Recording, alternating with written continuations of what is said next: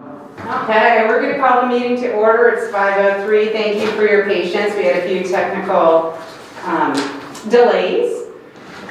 So, just want to start with the agenda that was in the packet and to see if anybody had any questions, additions, deletions on the agenda. Any board members?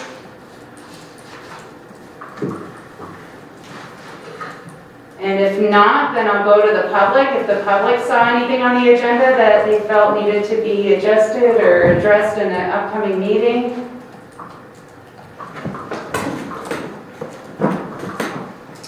Okay, moving right along. So I'm just going to do our mission review. The mission is to offer the advice to the St. Albans Police Department for the successful implementation of 21st century policing strategies and to assist the police department in following the established roadmap as amended by City Council. So moving along, we're going to consider approval of our November meeting minutes. And those are also in the packet. And I'll give a moment and see if anybody had anything they saw that needed to be updated.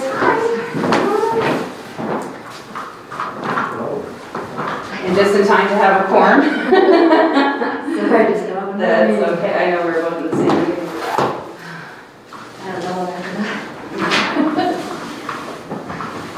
Did anybody see any changes in the meeting minutes that needed to be adjusted? And if not, if somebody would like to make a motion to accept the meeting minutes as presented? So moved. Thank you, Jamie. Second. Thank you, John. All in favor, say aye. Hands up. Any opposed, same sign. Okay.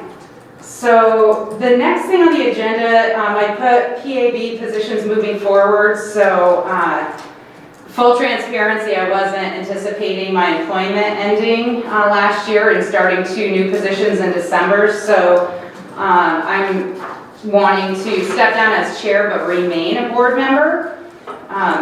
So that's a shift that within the next couple of months will happen. I also want to give Jamie an opportunity to share a little bit about life's transitions. So through also not necessarily a part of my plan for this cycle, but an opportunity came up and I am going to, where my name is meant to be on the ballot to run for Ward 2 representative for St. Albans City Council. So I'm talking that through, recognizing that that may need to change my position on the advisory board as we move through the end of March or throughout March. A lot of what ifs in that I recognize, but it does, it's just worth us talking about some planning probably around that, knowing that there's no guarantees until after the election is done, but that is my plan as we move into the latter part of the year. Thanks, Jamie. Yeah, so that being said, I think just more than anything right now, it's just to get the board members' thoughts on, and the thoughts flowing, right? So this is new news, but my hope is that over the next month we can kind of chat and figure out what would be the best strategy. My kind of goal would be able to be no longer the chair by the March meeting, so there's time, and that being said, there's flexibility if that wasn't the case, but I'd love to get some thoughts and feedback from our board members on what you think that should look like, because this is new to you, new to me. Would we like to do some nominations? I think that when it comes time to make those changes, that we'll want to take a vote. I also think that it's only, in all honesty, my hope was to kind of change my positioning by the end of this month. But I also realize that if there's going to be an additional shift with Jamie as well, then I really want it to be a one-time thing. So I'm going to hold tight so we can, if any changes need to be made, we can do 2 at once instead of 1 and then another one and whatnot. So that being said, I'd like to know if the board feels that we should have nominations or ask if somebody has interest in it, what you all feel are appropriate. I know I might have somebody in mind or people in mind, and at the same time, I would like to hear the thoughts of the board first. And maybe we could even do it one board member by one. And if you really don't know yet, you'd like time to think about it, that's totally okay too. So Maybe asking Chris first, process-wise, what you feel would be the simplest. Volunteers, nominations. No pressure. Yeah, if anybody wants, I would maybe start out with volunteer, if anybody wants to volunteer. Then I have to go to the nomination phase, but I don't know if that's the case, but I think we can start there. Okay. What do you think, John? Yeah, volunteers, nominations either way, I think is a fine way to go. I definitely think a vote at the end would be crucial. Great. And Jamie, what do you think? Sorry, let me skip. Winnie, what are your thoughts on this? We'll give Jamie another minute or two. Well, I don't know if we have Winnie either. Oh, there she is. I think I think we should nominate someone. Okay, so you think your nomination? Did you hear me? Kind of. I think I heard you say nominate someone.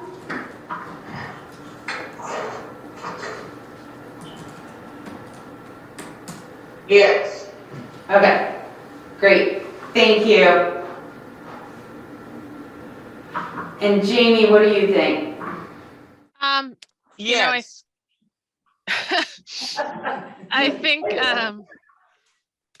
think, I've seen it done it both ways at committees. Having someone who's willing does not necessarily preclude the nomination process. So I think, we can certainly, if there's someone who's willing and wants to throw their name in the ring, I think we should honor that. But at the same time, make sure that, someone's willing to nominate that person and then walk through the process as normal. And then someone else may be nominated as well. And then we'll talk that through if that happens.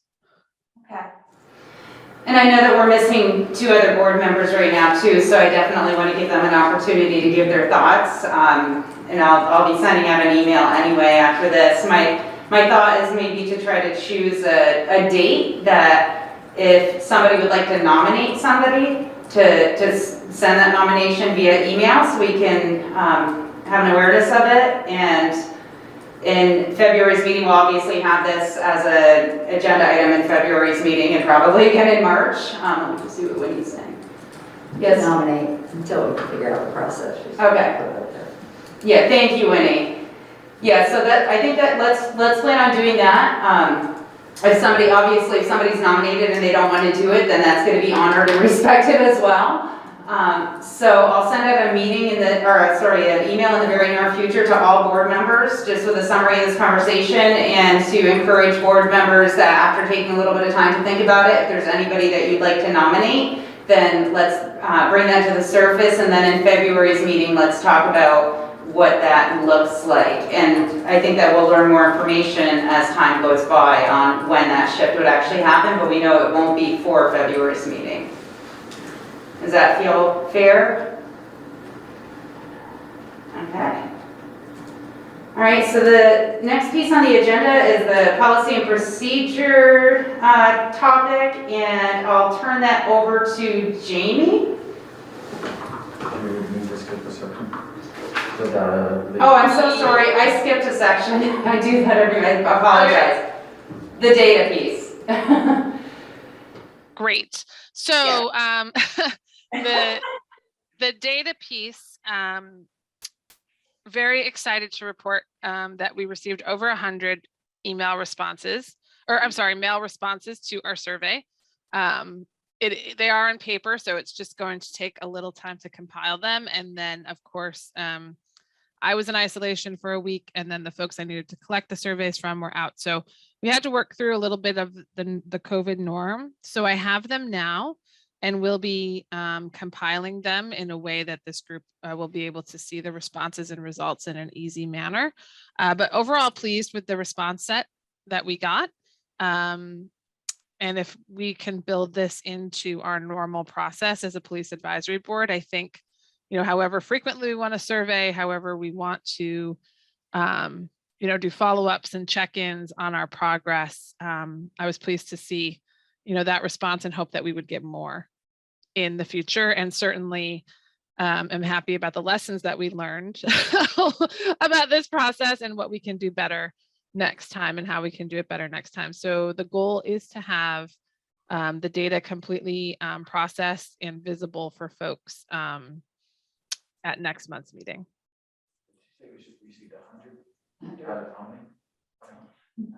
Do you recall how many it was that were mailed out? I know it was to all.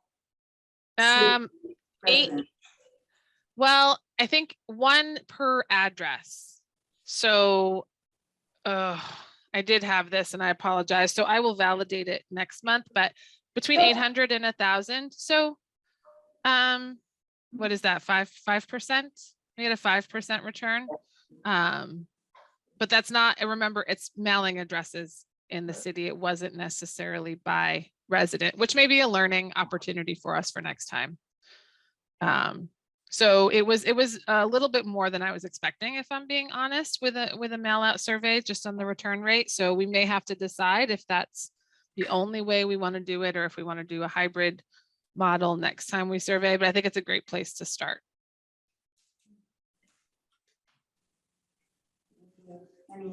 Any thoughts from other board members? Feedback? But we'll make sure, Chief, to your point, that the denominator is clearly displayed when we review our data so that there's no confusion about that number. I just have about 28 things open on my computer right now and just didn't have that number in front of me, but I do have it. No, I wasn't making any point. I was just asking that to see for a perspective of what it was. And I agree with you. You're not going to get everybody to respond. I don't care how you do it. So there's no foolproof way to do this. I appreciate the effort, and what we get is what we get. It's just, I'm curious how many we actually sent out. Yeah. No, but I do think it's an important, I guess maybe I was making the point. It is an important metric, so that we're really clear. This is how many we sent out. This was our return, so that, there's no confusion about the integrity of the data. It's a moment in time, and I think it's an important moment. And we know that one of our asks was to have a direct survey come from the board to our community members, just to get another data point for this group to follow over time. So, but for that data integrity, it will be important to know, how many addresses or residents it went to and how many we actually got back. So that it's not conflated in either direction, I guess. So I wonder for next steps with the data too, that's something we can be thinking about, is how can we go through that and review all the results? What would that process look like? Yeah.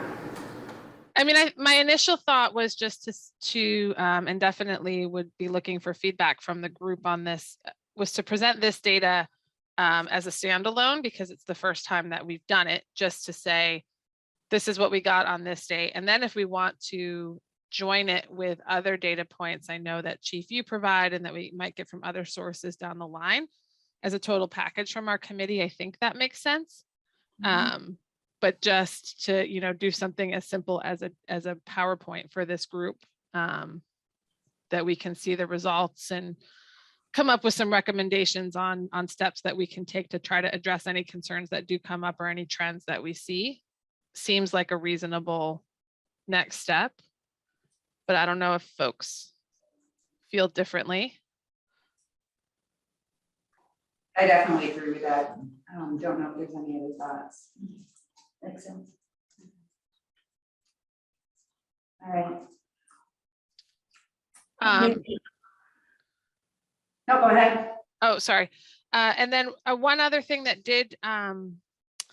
I did see recently is just, how publicly are we posting data, was a question that was raised to me.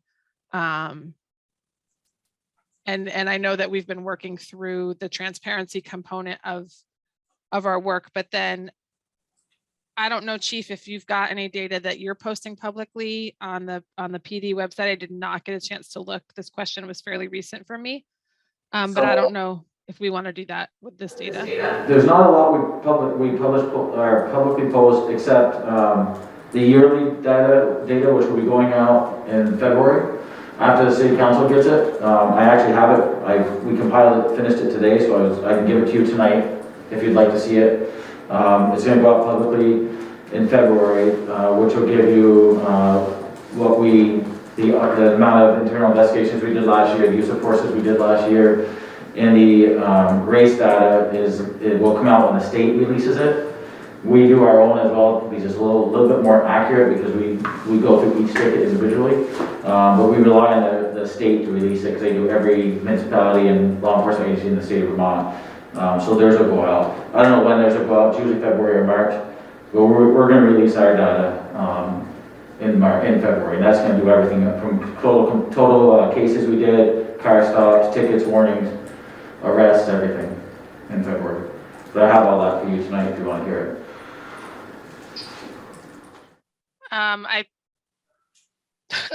It's really strange because it's like I'm looking down on from high. I think maybe I don't know if we have time, Melinda, to go through that tonight, or if we want to do it in combination with the survey results next month. But I think the bigger question may be if I'm a member of the community and I were to go to the St. Albans City PD website, or if I was going to go to this PAB website, is there a place where I can just look and see that data as a member of the community? And is that something that we want to consider moving forward as well as a recommendation? This data, again, will go up there right after the city council meeting in February. Okay, so anybody Yes. will be able to Yep. see it, okay. Just like got it was last year. Okay. It was on there last year too. I just want them to have the opportunity, the council members have the opportunity to see it before it goes on there. Gotcha. I may not be here for the February PAB meeting because we may be in California at that date. So that's why if I don't give this to you now, you will see it at the council meeting and you will have it for the meeting, but I may not be here to explain it at the meeting.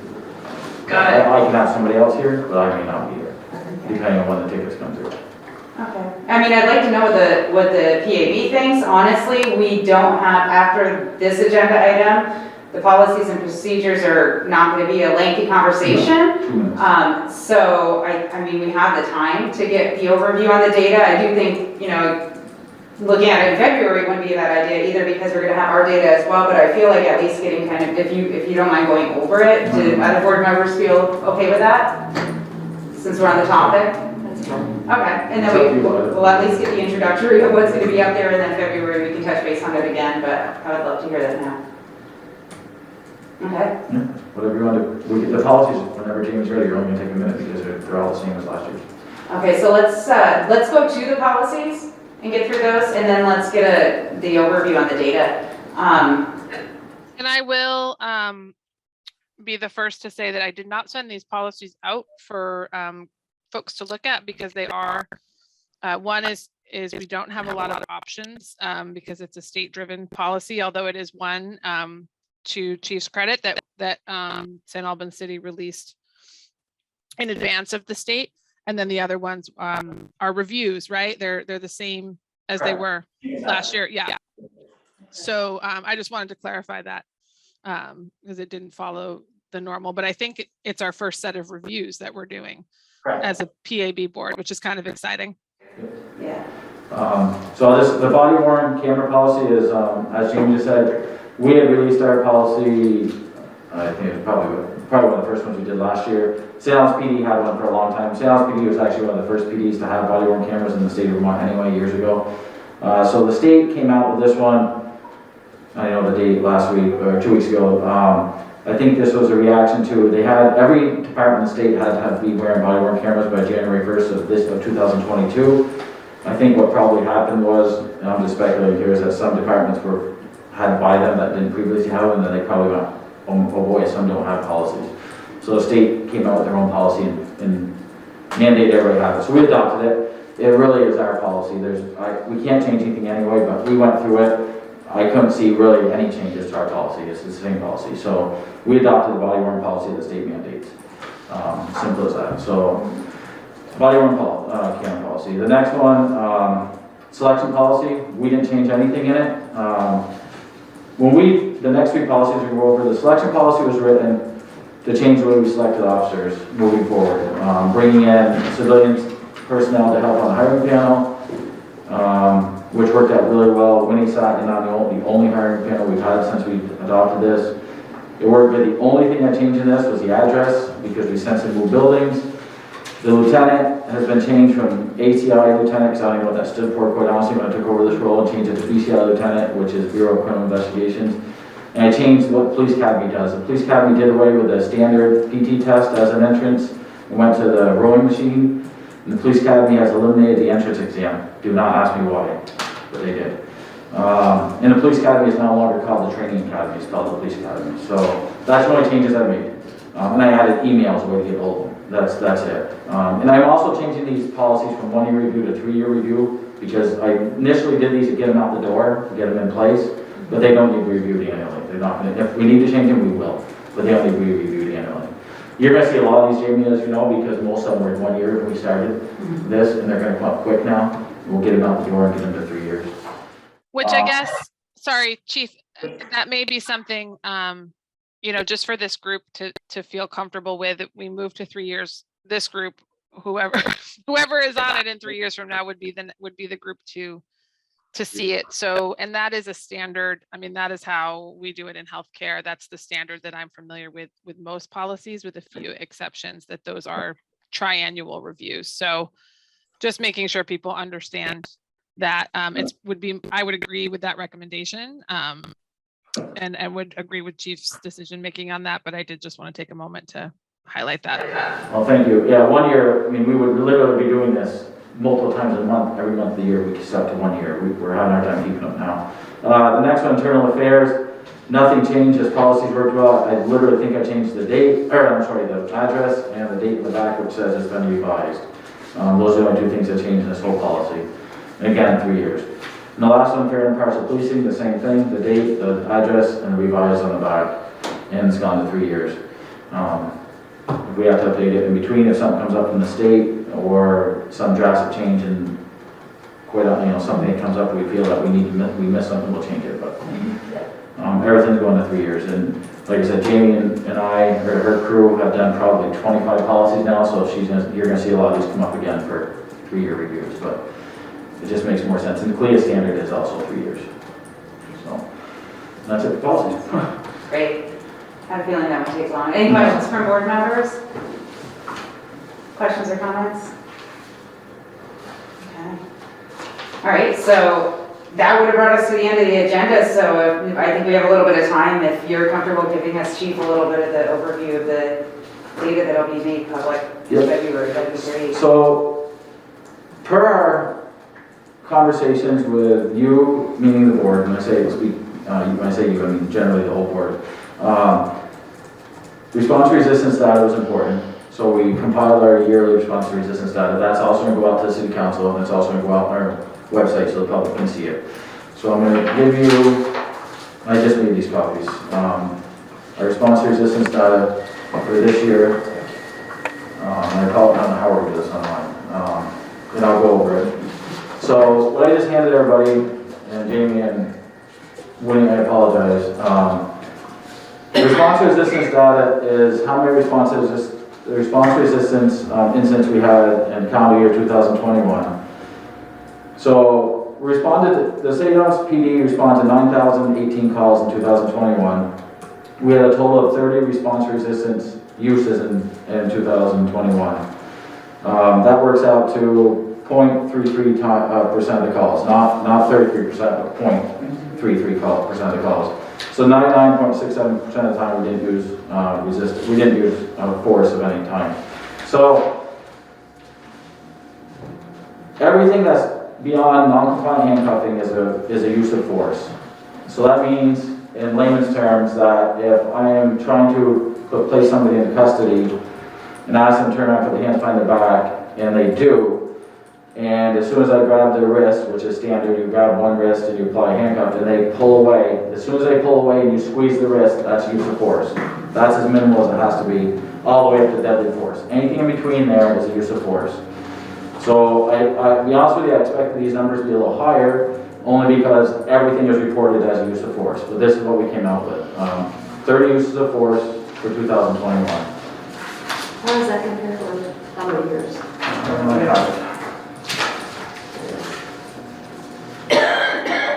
Just gotta find it. Yeah. Oh, that's okay. we can That's a go good back question to too, it. because I remember us talking about this earlier. 2020, It does seem really. 2020, we had 37. Wow, So, Okay. and we had thought it was. in 2020, we had 11,000 cases. Yeah, So our case numbers went down because we don't have Salmons Town, or we didn't have Salmons Town for the entire year. But we went down by 7, so like I said, I told the city council, I expect this number to be higher than Yeah. 2020. It actually went down a little bit. We'll get to one section of this, so I can kind of explain that a little bit. Next page is number of females versus number of males. 60% males, 40% females, 18 males, 12 females. Why? I can give you a variety of reasons why, but typically you arrest more males than females. Typically use of force coincides with arrest. Why? I don't know why you arrest more males than females. Doesn't take a psychologist probably to tell you why these tend to be involved in more crimes, but that is standard every year. You have more males than females get arrested. The next slide, BIPOC population versus whites. We had one BIPOC use of force out of 30, 29 white. Next page is ages. This one I broke down, I didn't break down, I wrote down, I recapped it myself just for notes because one of them was concerning to me. There's nothing that really stands out in here for ages, it's all over the map, except the under 15, we had 4. So those 4 under 15 were the same person. And we were called there all 4 times, and all 4 times that person, 2 of the times the person was in care of their caretaker, who they were actively assaulting when we got there, and we were called, and immediately upon entry to the door, went after the officer, and both times we were involved in very light use of force, but had to be reported as they were placed into custody. I don't know what more to say about that, except the caretaker was one that called us because caseworker would call because they were unable to control the person. The person is 15 years old.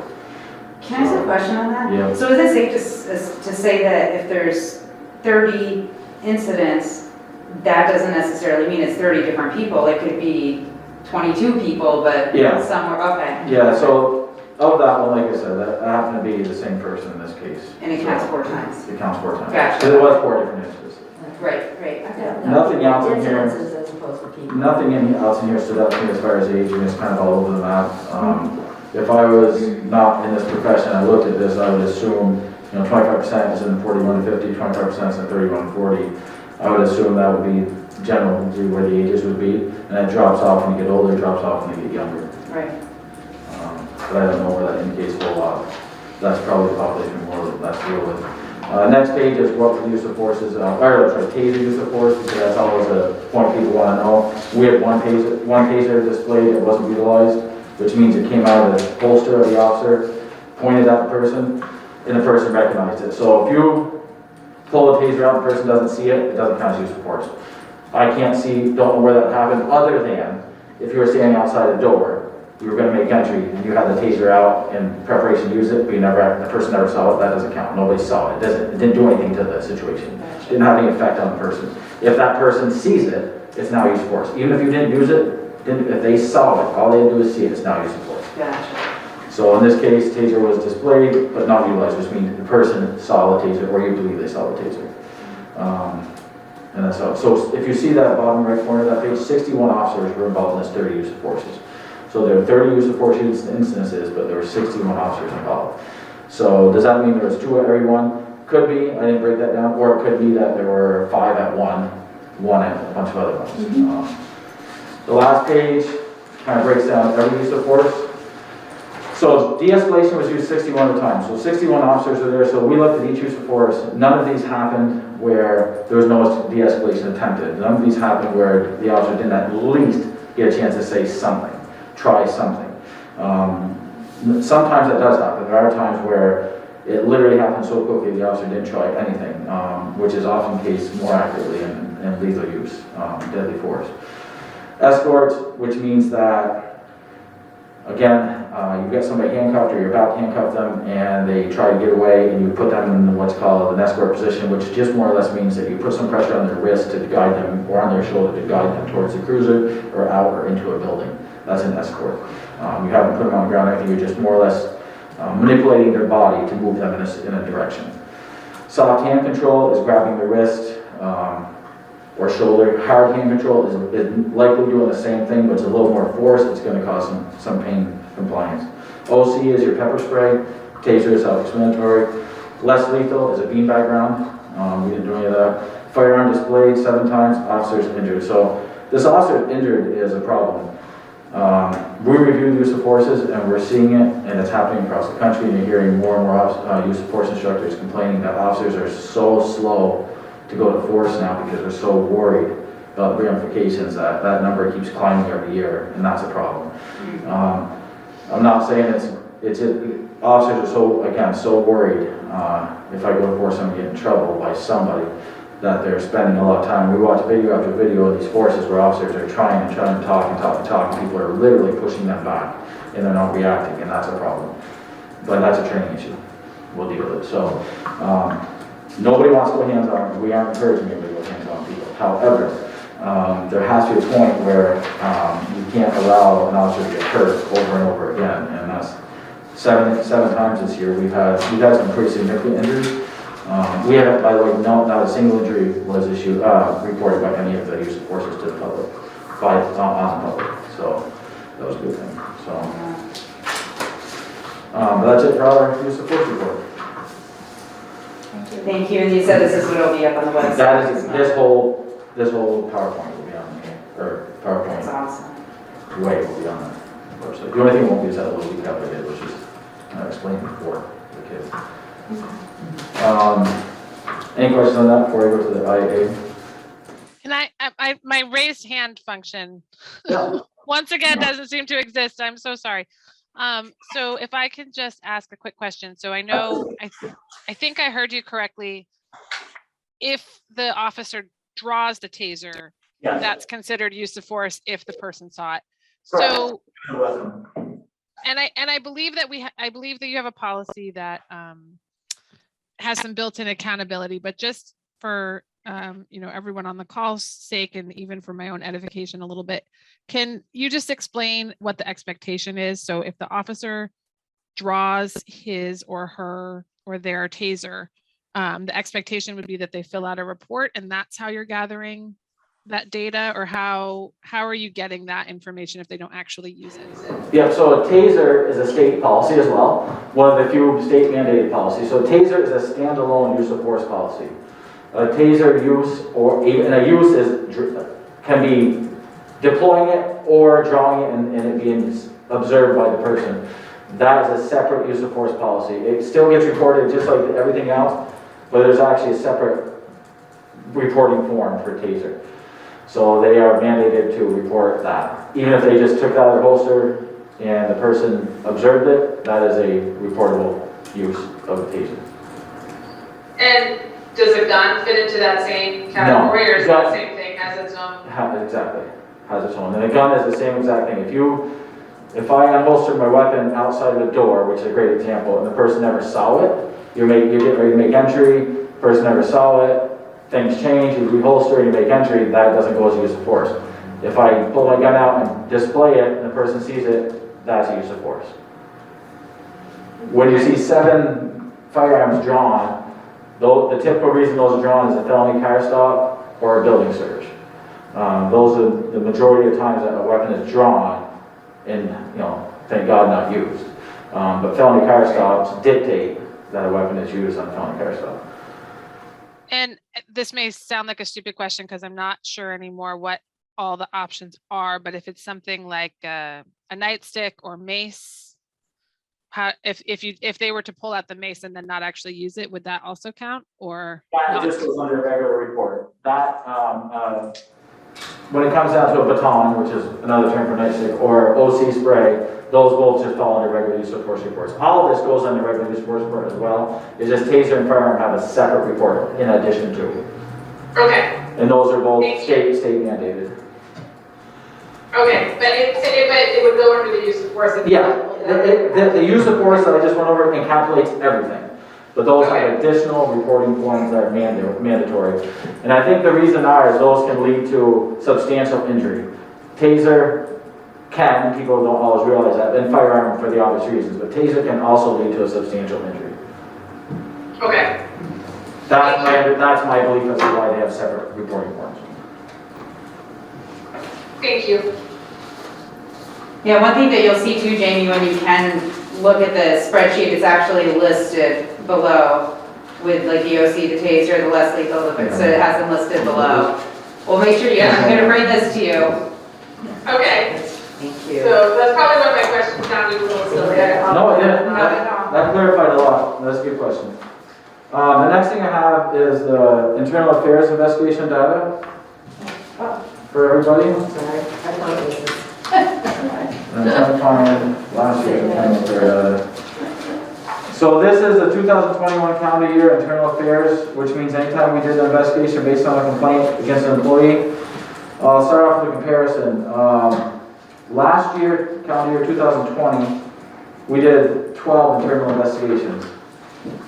This year we did 21 internal investigations. So, we generated and adopted a lot more policies. We hold our people incredibly accountable, and I'll leave it at that. And I'll go over each and every violation, or each and every complaint, so you know exactly what they were. But first I'll go over the PowerPoint, just to go over generally what they were, and then I'll go over everything in detail. So we divided them first of all into two categories. Citizen initiated, so externally generated and internally generated. So of the externally generated internal investigations, which mean that these came from somebody outside of our department, somebody from the public complained about one of our employees, that's considered externally generated. Of those, there are 5 ways of which they can be adjudicated in our world. They can be not substantiated, which means that there's no evidence that this ever occurred. They can be substantiated, which means that it did occur and the employee is in the wrong. They can be unfounded, which means that this, to go over not substantiated, there's no way to disprove or prove that it happened. Substantiated means it did happen. Unfounded means there's no way this occurred. This is a fabricated incident, or they're looking at the wrong person, there's a wrong agency, or they just have misinformation. Exonerated means that this did occur, but the employee was acting within their right, they didn't do anything wrong, it's a misunderstanding, or however you all look at it, the civilian did not have all the facts, or the officer was operating completely under the guise of a misnomer in the policy, or it's a direct policy violation. And that happens sometimes, where it's a policy violation, or we didn't have a policy in place at the time. So we had this year of the 13 externally generated, meaning civilian called in a complaint.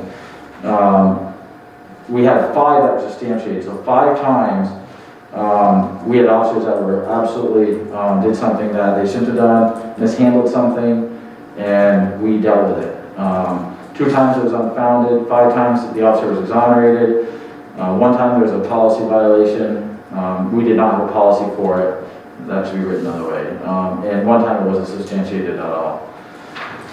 Internally generated, which is interesting. So 8 times we had internally generated means that this came from a complaint within our department. Somebody within our own department made a complaint about another officer, fellow officer.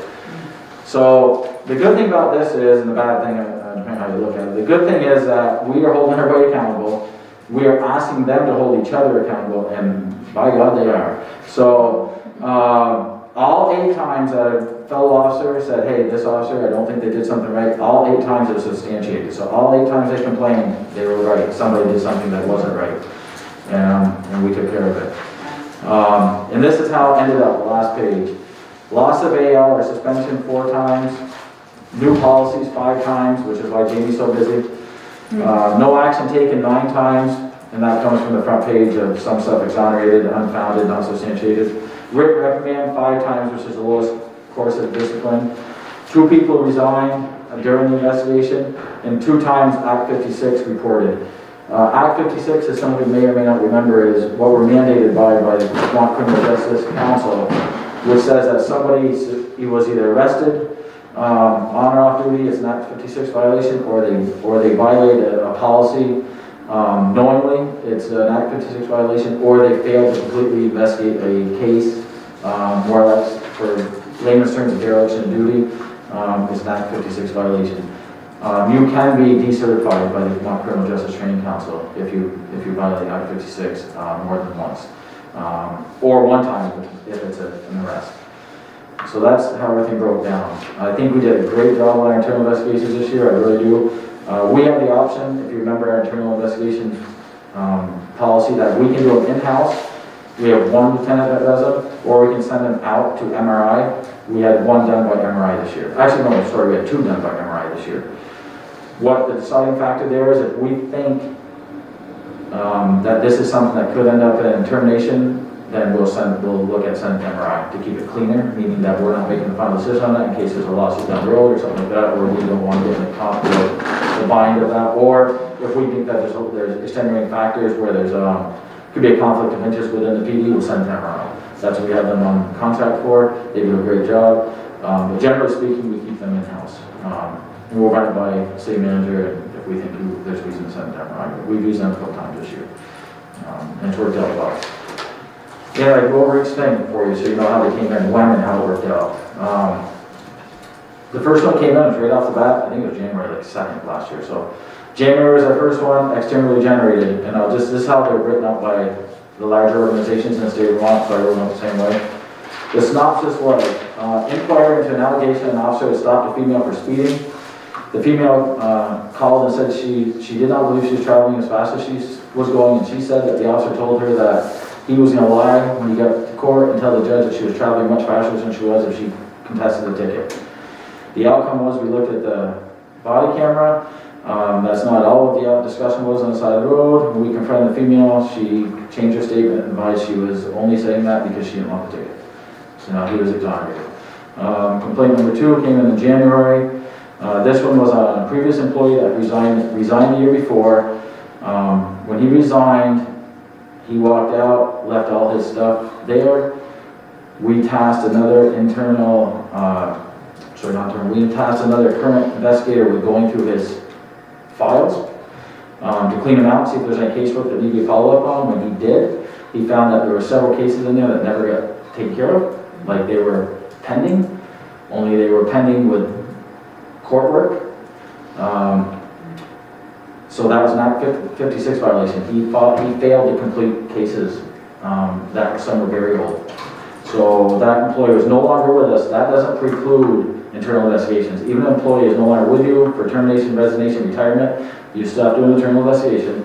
We still had to do one. We still had sent down for Act 56 violation, even though he was no longer a law enforcement officer or employed by us.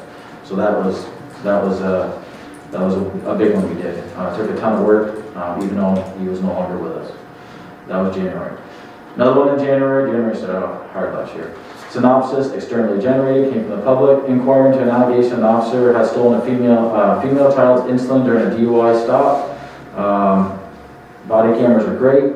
She came in, told us where this item was. It was really good because you can see the officer literally open that up on his body camera. It wasn't in there. It was never in there. Unfounded. Don't know where it was, but it was never where she said it was. February, externally generated, inquiry into an allegation of 2 officers had sexually assaulted a female during an encounter at the hotel on Lake Street. A female was screaming in the lobby during their encounter with her, saying that the lobby, the teller at the lobby and the officers had raped her in the night. The Queen of England was coming over, as was Donald Trump, who had raped her numerous times the night before. That complaint was unfounded. We still have to do an internal investigation. Complaint number 5, February 2021, externally generated. Inquiry into an allegation that the officer had contact with another police agency that was working in a professional manner. The officer did not disclose this interaction. So this one, basically what happened was the officer doesn't live in this town. Police were called to another residence in a complex he lives in. He got involved. That was rules and regs. That should have been a rule and reg violation. We did not have a policy at the time. because he failed to tell any of us. We found out from another agency. That should never happen. He didn't do anything wrong, he wasn't involved, other than went over to basically stick his nose in. We wrote a policy that Jamie's crew looked at that now, like, should have been in place anytime any of our officers are involved with another PD on or off duty, they should be reporting that to us immediately. Doesn't matter how small, big, you get pulled over on the side of the road for speeding, we should know about it, we shouldn't hear about another PD. Policy, they just need a new policy. So at the review of that, policy was made. Next one, externally generated, public made a complaint, February 21. Inquiry to an allegation officer was taking photos of an underage male brought in by a guardian to the PD. He wanted an investigation done. He wanted the child brought in to the PD. He wanted the child scared straight. When the officers were talking to the child out in the parking lot, they noticed some bruising on his neck and back. They brought the child into the PD, started taking pictures of him because the child had disclosed that the adult had abused him the night before. The male that brought him made an allegation that the officers had illegally taken pictures of the juvenile without his consent. The photographs were sent to DCF and the investigation started. The officers were exonerated. There was nothing wrong with what they did. The male was subsequently arrested and lodged. Externally generated in April 2021, a previous employee was charged with a crime. This one I can't get into too much, but basically what happened was something that happened in 2019. One of our guys, he was discharged from the PD in 2019. We had to do an internal investigation prior to my time. One was not done. He got arrested. That was the assumption that was done case, but the internal was never done. So we did one 2 years later. So April 2021, externally generated. Female called complaining on behalf of her daughter. She advised she was unhappy with the response the daughter gave her on the phone about a complaint. We listened to the audio, determined the officer handled the complaint completely satisfactory. However, the female was very unhappy with that it was a civil issue. He was exonerated. Externally generated, April 21, female called an angry voicemail. Their husband, this one's a little funny. I started not laughing because people were upset, but when this all sugared out, it was funny. A female called left me. I got the voicemail. It was a Monday morning. I'll never forget. She was screaming on the voicemail. Very unhappy. Her husband was wrongly arrested for simple, as she put it, simply driving with no license, violation over the weekend. He had marks on his wrist for being abused while in custody. I called her back Monday morning, returned phone call. Her immediate reaction was, "I'm sorry, I apologize. I didn't know he had 7 outstanding warrants, and the marks on his handcuffs were being in handcuffs while the jail, because jail was too full." She couldn't apologize enough. Exonerated. The next one, number 10, externally generated, April 2021. Voices Against Violence called. This one caused some new policies. We didn't serve a restraining order in a timely fashion, nor did we do a good job of serving the orders. We didn't read the order fully. We didn't remove the firearms, which could have been a disastrous issue. A couple things happened. New policy that Jamie's crew looked over was adopted. The officer is disciplined. This was substantiated, and more on this one to come. This was in April of 2021. We'll get back to this one in just a second. May of 2021, internally generated. Officer reported, self-reported, that while transporting an unruly male to jail, the male wouldn't stop swearing and kicking in the cruiser. The officer turned around and swore at him one time. The officer reported that. Substantiated, he was disciplined for swearing at the male. May 2021, externally generated, Voices Against Violence again. TRO was again not properly served. This was not 1 month after we had adopted the new TRO policy. I apologize, couldn't believe this happened. Different officer, worse outcome for the different officer because we just put this policy out. So, substantiated policy violation, discipline to the officer. Almost done. May 2021 again, extremely generated, female made a complaint on behalf of her husband. She alleged she was stopped for personal. He was stopped in personal prior criminal arrest information was shared to the occupants of his vehicle. She also alleged there's no reason for the stop. The car stop was valid. The officer knew the operator from numerous interactions and knew that the user had no license. The car stop, we verified that the car stop was good. But The officer was disciplined for releasing personal information to the passenger in his car. This one resulted in some pretty substantial discipline. Number 14 is internally generated. Again, officer alleged that supervisor did not properly respond to 911 call. This was a swatting call that you may or may not have heard of in the past, but people like to call 911 and say this is happening, somebody's being held against their will or whatever, to get a massive response. That's what this officer believed was happening. That is what was happening. However, you can't not go to 911 call because you believe that's what's happening. This resulted in one of our most, if you look at this, I don't get into personal issues, one of our more drastic disciplines, because you still have to respond to calls like that. And it was a SWAT call. You gotta go, you can't not go to calls. Externally and internally generated is the next one, August 2021. Inquiring to an allegation, an officer arrested a male for an active warrant, and the warrant had been voided in the arrest previous week. This one was sent out to MRI. So basically what that did happen, just that way. The officer had run the warrant numerous times looking for this male. The warrant was valid, and all of a sudden the warrant wasn't valid when he found the guy. He approached the male, told him he was under arrest, immediately called dispatch to verify the warrant was no longer valid. Didn't handcuff him or anything yet. I hadn't done any of that yet. So it was a very brief interaction with the male. Can't do that. This resulted in another policy that Jamie Screw looked at, and there was substantial discipline in this one. That won't happen again. Internally generated September 2021, and supervisor failed to look at a work schedule, didn't report for an OT shift on the very same day. The day shift supervisor decided to leave early, leaving one person to work. Not good. That was substantial discipline. And the policy. Internally generated October 2021, an officer was involved in the use of force. The person was wearing a backpack. This officer, a foot pursuit on a wanted person. We kept getting tips on this person all over the city. Couldn't catch up to him, finally did.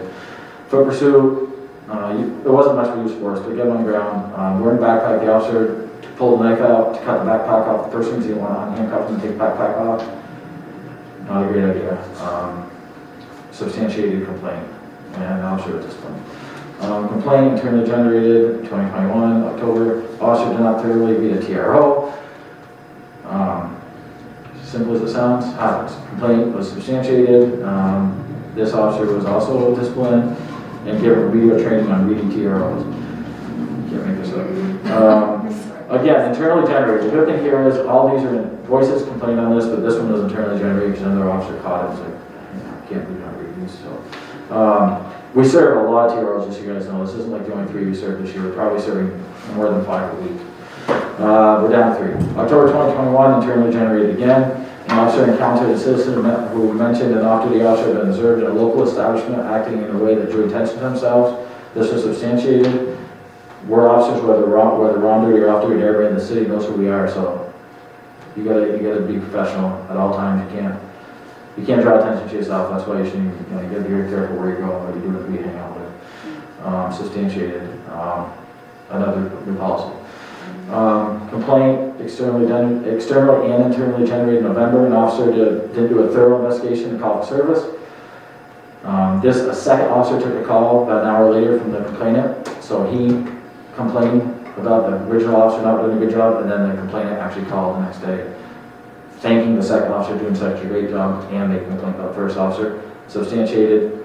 One of our more harsh punishments on this one.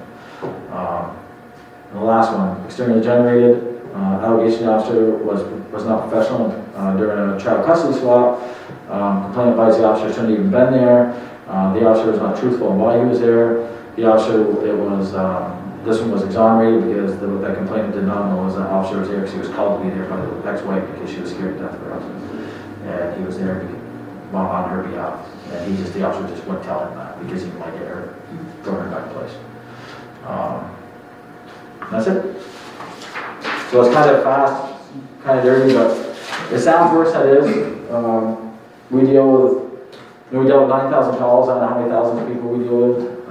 But I hope the point of all this is we hold everybody incredibly accountable because we're held, we should be held accountable, and I think we're doing a good job with it. I think if you ask our officers, they're a little shell-shocked at the amount of IAs we do. I do not like doing IAs.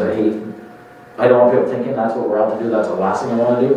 But if somebody calls it a complaint, we're gonna do an IA, that's just the way it is. And we try to do it fair, we're very thorough.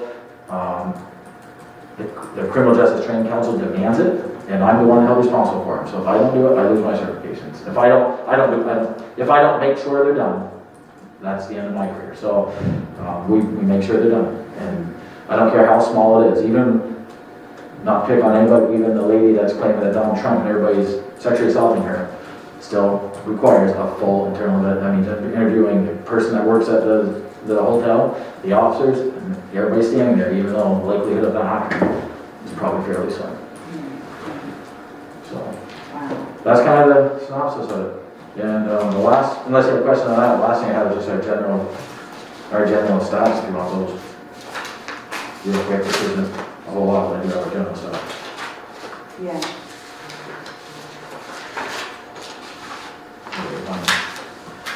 Because we can't pull this together today, so. The only question that I had when you were going through this tonight, but I think it's answered, was on the internal investigation on the 8. So those also could be one person having more than one, not necessarily 8 different officers. That is absolutely correct. Gotcha, okay. Yep. And we do progressive discipline. So if you using you as an example, if you have 3 IAs, but they're all completely different subjects, that's fine. I don't hold a grudge, we don't hold a grudge. That's not how it's designed. If you have an IA and you learn from it, that's the whole point of an IA, right? Hold you accountable, learn it from it, don't do it again. But if you have the IA based on the same subject matter, that's going to be progressive discipline, right? Gotcha. So that's what it should be. If you're not learning, there's a problem. Right. The whole idea is that you learn, so. Okay. And the last thing I have is just the regular stats, which if you want, I'll give you real quick. Yeah. So 9,000 calls for service in 2021. I'll just go over the city because that's all we really are here for. So 6,900 in the city, 366 arrests in the city last year, 256 were males, 110 were females, 3 of the arrests were other municipalities, 25 were juveniles, and I don't know what breakdown as far as city count on that. 160 tickets were in the city last year, 752 warnings were in the city last year, meaning traffic warnings last year. 206 motor vehicle accidents in the city last year. 39 DUIs in the city last year. 27 DLSs in the city last year, so driving without a license, or driving without a license suspended criminally last year. 206 juvenile cases last year within the city. 12 death investigations in the city last year. 101 domestic assaults last year, and 133 larcenies in the city last year, and 70 vandalisms in the city last year. Our busiest month was May, with 885 calls for service. And then the last thing I was dispatch was really relevant to you guys. So that's kind of down and dirty, but that's what we have. And our numbers are way down from the year before. I'd say our calls for service stayed fairly consistent. I mean, it's hard to judge because we didn't have town for the whole year, but I mean, I can say proportionally we're good. But everything from arrests to tickets to those numbers are all down. Which I think is nationwide. COVID kind of kept everybody, knock on wood, kept everybody quiet, which I think is good. I can tell you proactively, we're way down. Right. We don't want to be, we're going to start ramping up if COVID slides down, but I don't want to be responsible for spreading COVID. You know, I don't want us stopping car after car after car and being the ones that's transmitting from you to you to you to you, and we're trying to be somewhat responsible that way. But at some point, we've got to start getting back out there. We had a number of pursuits that could have happened over the weekend, but we aren't really doing a lot of pursuits. We're trying not to endanger the public. But we're having a lot of cars not stopping for us right now. That's a product of not doing more vehicle work. So people are like, nobody's doing it. Why am I getting inspections and plates and there's a lot of cars running around here that probably shouldn't be right now. And that's countywide. I know it for sure, just because I know we're in this county now. So we're going to see, but our more vehicle work is going to start. We're going to start pushing it out again if COVID would just lighten up a little bit. Out of curiosity, for May's numbers being the highest, do you have any idea? February was last year. Yeah, I looked at last year's or It does, yeah, who that knows? Yeah. I know in the world of addiction, sometimes we see numbers go up and down, and often it can be because of the time of the season, or, so For it's my curious about the trend. 20 years at the other agency, August was always the busiest. August was. So here, Interesting. I don't know. Like, I did look at what was the busiest last year, it's February, so. Now the shortest month of the year, so I don't know. I don't know. Okay. Questions or comments from board members? It's a lot, I get that. That's a lot of numbers. It's a lot of numbers, I mean, Very, It's good information. it's gonna, this is gonna go on the website too, so I mean, it's something you can look at as, yeah. numbers are numbers, I mean, I don't know, you know, it's hard in COVID times, like I said, everything's down so much, I mean, our tickets are down half, our car stops are down half, I mean. Does that include not patrolling in the town? Well, there's some less, I think, but yet, still the officers are out there, so you can stop a car in town in the city just as easily, right? So those numbers shouldn't be a lot lower, I mean, I understand accidents are less, because there's a lot of accidents in town. But the rest of the stuff should still be there, the calls for the service are still there.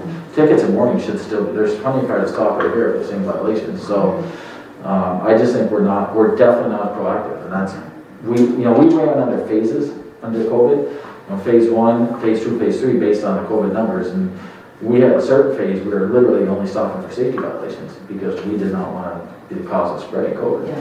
And there are agencies around here right now running in that phase right now. We are not, but we also want our people to use their head, and, we had 7 people out with COVID recently, and, so it's very difficult to be that responsible agency and still public safety. So if we see safety violations, we are stopping the car. Other violations is kind of, I hate to say it's kind of pick and choose, and because we contact so many people daily, and the last thing I want to do is give it to somebody. And it's just, but we are cranking back up now. We're starting to push out again because we're kind of past that in our agency. I mean, we're at the point now where everybody's had it, so so we're pushing up, but we have definitely declined, reduced our proactive work, and it's time to get back. I mean, it's been almost 2 years, right? So, yeah, that's one thing I can say.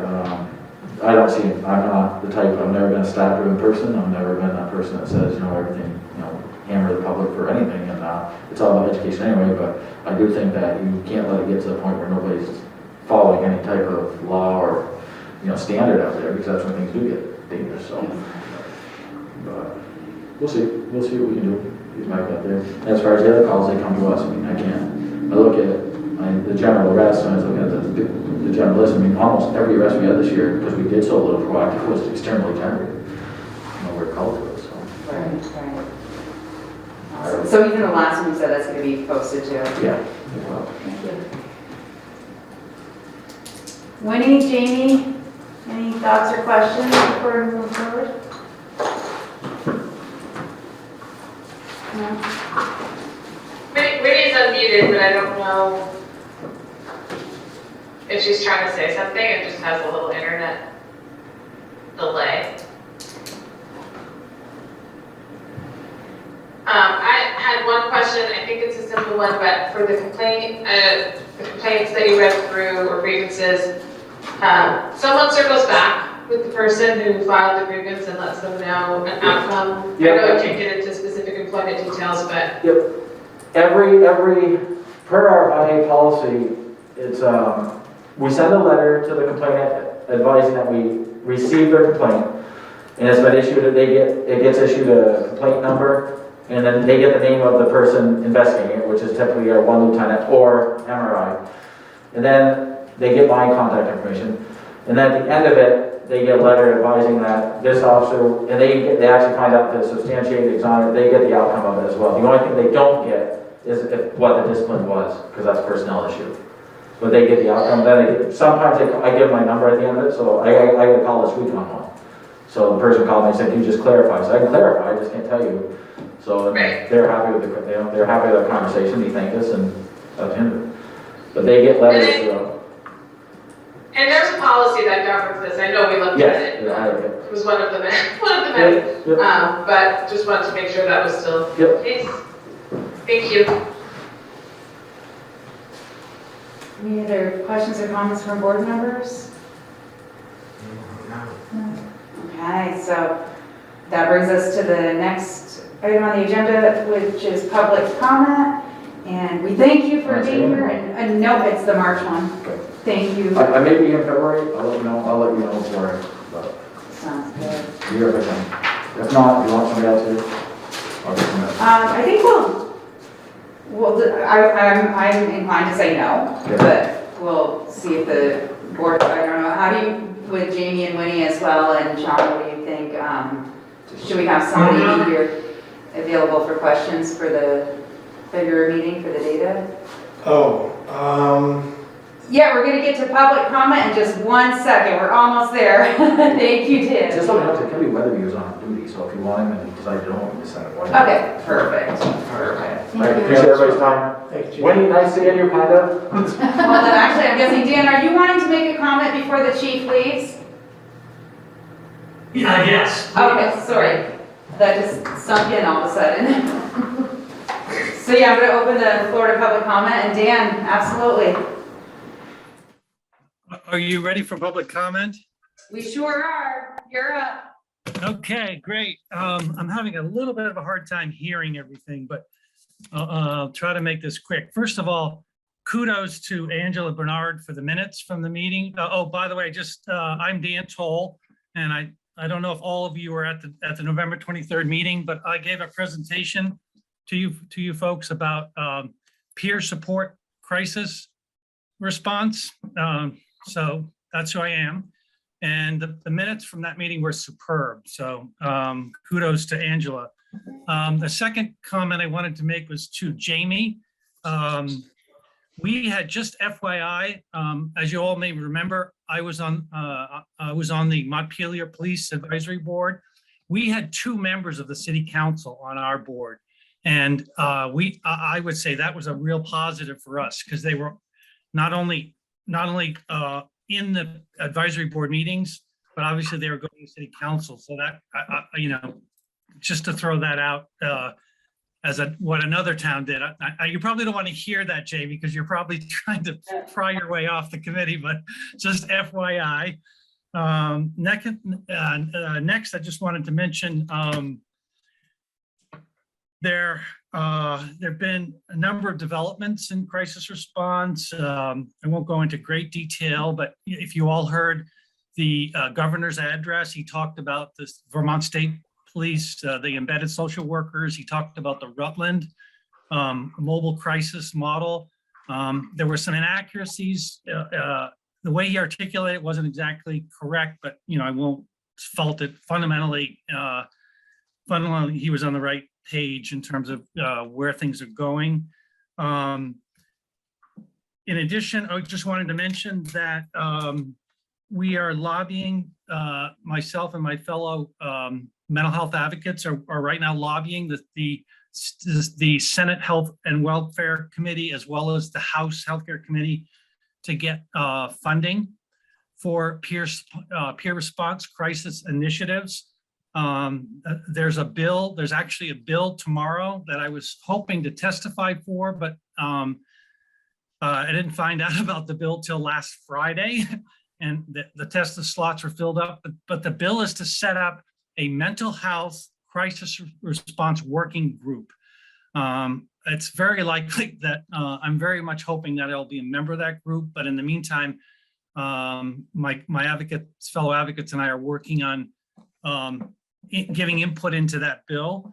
One of the things that we want to do as part of this is recommend that we do a peer response crisis worker pilot at some city here in Vermont. So as things go forward, I'll keep in touch with probably you, Chief Lamont. It sounds like Melinda, you may be moving on to other things. Maybe something that St. Albans might be interested in considering down the road.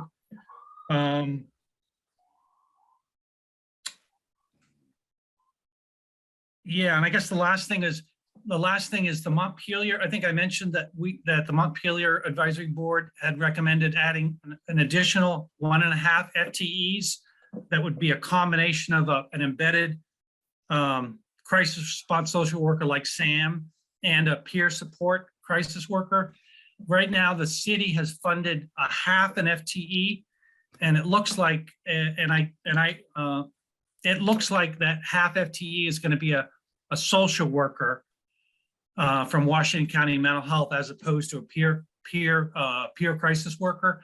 But the next phase for Montpelier will be looking at that of that 1.5 FTE, the one piece that was not funded by the city. That will be part of what we're lobbying to get funding for. So that can be a peer support crisis worker.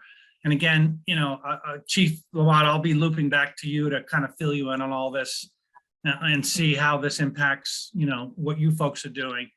But just wanted to give you an update. I'm delighted you made a recommendation to add from what I understand, to add an embedded social worker. I would have liked to have seen that be a peer support crisis worker, but I've had the same conversation with the Montpelier Police Department. It really makes sense practically to move forward to get a mental health specialist in place now to work off the existing model. So even though it's not the step that I think makes, and those of us who are trying to implement even more progressive approaches would like, but practically speaking, I think it was a good move. So, I mean, not that you necessarily care about my opinion, but I support that. But I very much also understand that you're still on the table down the road. We'll be considering peer support, and I remain available and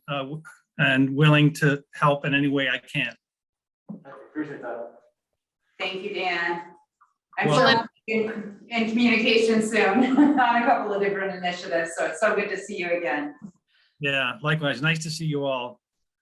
Thank Melinda, you. can I just respond for a second? Because Dan, thank you for bringing that up. And we have surveyors at the hospital today, so I am at probably the end of my brain capacity. But certainly the intention in sharing that I was running for office was not to say that I want to get elected and then see you later, but rather just in talking with city leadership and trying to understand what the options are, but would be more than happy to fill out my term if I were to get elected, but whether or not it would be appropriate for me to sit in the vice chair position, or whether it's an opportunity for someone else who might be interested in public service. Certainly happy to step back and allow that to happen. So I thank you, Dan, for cross-checking that and sharing that so that I could clarify. So I appreciate that. Thank you. Yeah, you're welcome. Incidentally, just FYI, tomorrow morning, if anybody's interested at 9 a.m., the Senate Health and Welfare Committee is taking testimony. I think I mentioned this, but it's tomorrow morning at 9 a.m. If anybody's interested, they can go to the Senate Health and Welfare Committee and watch the testimony. There are going to be some heavy hitters. The Deputy Commissioner of DMH, Morning Fox, who runs the embedded program for the state police. So even though I'm not going to be on the list, there are a lot of really good folks that are, if anyone's interested. Thank you so much, Dan. All right. Can I get these back from you guys? Just oh, sure. I'll have them too, but I don't want to get anywhere before the. Right. Thank you. All right, guys. Thanks so much, Chief. Okay. The floor is open. Do we have any other public comment? Yes, if I could say something. This is Ryer Erickson. Hi, Ryer. Hi. Okay, so first, I just want to say I was the one who asked Jamie about, well, I was someone who asked Jamie about the data being available. Previously, at least up until September 2021, it was available monthly. That didn't have race data on it, but it was still available to be seen, and it hasn't been updated since. So that's kind of disappointing, and I'm unsure why it's not being updated as it was. Also, I just want to see the race data. I want to see what St. Albans looks like compared to Vermont. A recent report found that Vermont has pretty big disparities in arrests among BIPOC individuals, especially Black people. And so I just wanted to see what St. Albans looks like. And it's very hard to do that even with the yearly report without going through and aggregating each individual thing. Sometimes there are multiple record pieces for one arrest. because multiple officers were involved in the arrest. And my interest in the race data is because I'm guessing still haven't adopted a social media policy, even though a very common thing, many police departments have it. The last time I heard the police, the chief Lamoth said that it was under some sort of, that someone had heard that that was under some sort of, it was being questioned in law circles, and it really isn't. It's been upheld by the Supreme Court. The Supreme Court has refused to see particular cases based on that. Police officers can be fired for their social media policy. And why that's important here is because the current police force has officers who have social media interests and follow social media pages that are hugely biased racially, that have homophobic and transphobic posts on it. One Facebook page is called Cops Life, and it's immensely, I mean, there's some really racist things. There's things talking about China flu or China virus. It has stereotypical pictures of George Floyd. It mocks the murder of George Floyd. These are pages that St. Albans police officers are following and seeing every day in their social media. And that's the kind of thing that's inappropriate and shouldn't be done. And I don't know why you all aren't pushing for a social media page, and I don't know why the chief isn't. If his interest is in transparency and his interest is in reform, that's something that could be done very easily. I sent the letter to your board here with a mock-up of what Burlington has, and that's something that Burlington has in place. It isn't being questioned. It isn't up for debate. It's perfectly a legal thing to have a social media policy among any public employee, but especially among police officers. So again, I'd really like to see that pushed forward. I'd really like to see that as something that you guys are pushing for, because it's inappropriate for me to know that there are police officers who are supposed to be protecting me, protecting my family, who are inundated with racists and stereotypical imagery and language. So that's all I have to say. Thank you. Ryder, thank you for those comments. I definitely do want us as a board to look at a time frame on that social media policy, maybe find out what delay there is. But what I wanted to back up to your prior point, when you were talking about the data had been available on their site monthly and then it went to now annually. Can you tell me, do you know when it last was monthly? Do you know approximately when it changed from monthly to all of a sudden? September. Yeah, September 2021. It was the last bit of monthly data. It wasn't complete, and it wasn't didn't have race data. I'm not even sure if it had gender data, but it had like what the stop was for, what the arrest was for. I mean, the police station is giving up weekly updates to the messenger for their blotter, so there's no reason why it can't be done. I know it was done up until September 2021. That's what's on the city police website data format. So Okay, great, thank you.